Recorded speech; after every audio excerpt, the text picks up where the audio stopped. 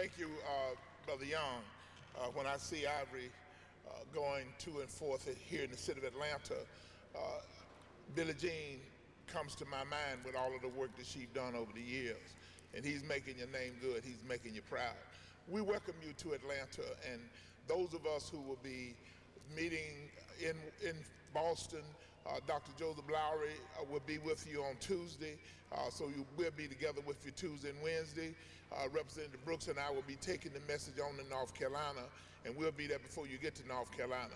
But we want to say that 40 years ago, when Fannie Lou Hamer spoke at the Democratic National Convention, she had no idea that once we got the voting rights bill, that we would have to keep renewing it and renewing it. And here we're on the verge of 3 years from now where the bill will expire again. But we don't have Fannie Lou Hamer to stand up for us.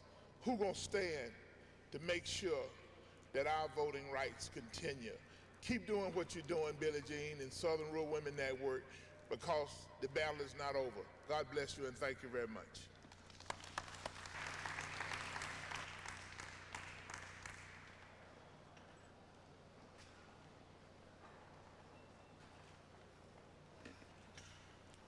Sunflower County, I think it's worse than Rhodesia, South Africa.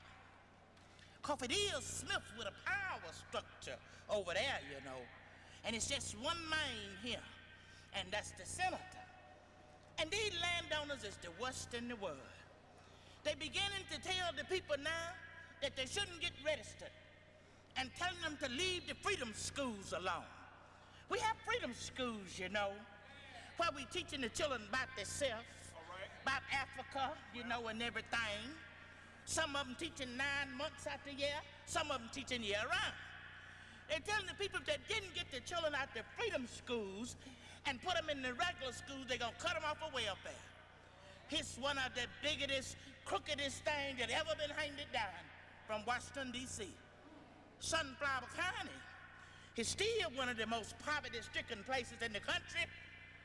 People here for the past 300 years been eating pork and grits, poking their feet under the table and gritting their teeth.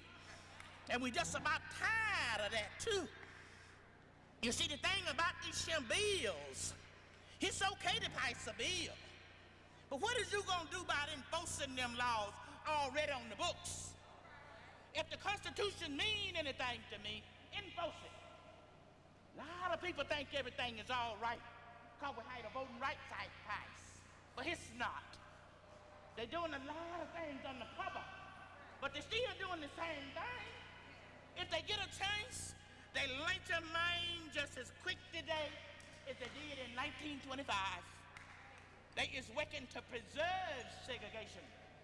And one of the ways they can do it is take this poverty money and get a lot of work done on these plantations. Then they can take their money and use it to keep things more segregated than they ever was in these private schools. Child, these white folks know how to maneuver. And we better learn how to maneuver too.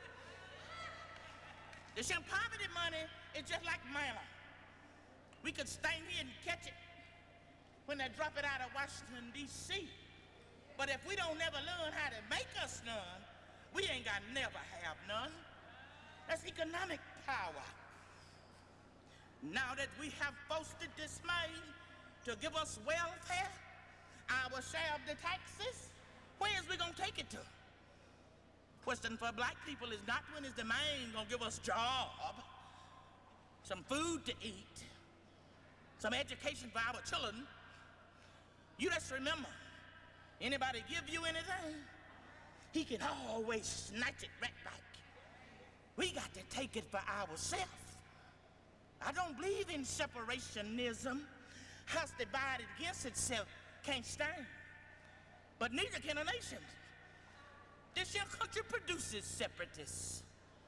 America is sick, and Maine is on the critical list. Assassinated Martin Luther King, then passed a law, tell us how good he is. I can now make me buy me a house on their side of town. You tell me how I'm gonna do that when I can't pay the rent where I'm at now. But you see, that law had something in it for me. He said if I get 3 people together telling the truth about something, they can put me in jail for conspiracy and inciting the riot. They didn't get Martin Luther King long as he was high class. But when he started talking about helping the poor people, the poor whites, Indians, as well as the black, they said, we got to kill this nigga. And it ain't Memphis.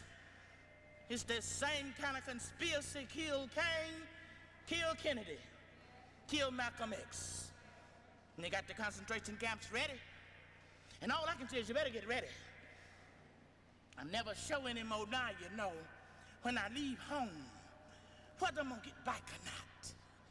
Seems like to tell the truth today is to run the risk of getting killed. But you know, if I fall 5 feet 4 inches forward in the fight for freedom. I'm not backing off of that. And don't nobody need to cover no ground I walk on as freedom is concerned. Let's face it, folks. What's hurting these young black folks that's without, it's hurting the white folks that's without. But if the black folks fight for theyself, white folks fight for theyself, we just is both gonna crumble apart. These is things we gonna have to fight for together in America. And I'm perfectly willing to help make my country what it needs to be.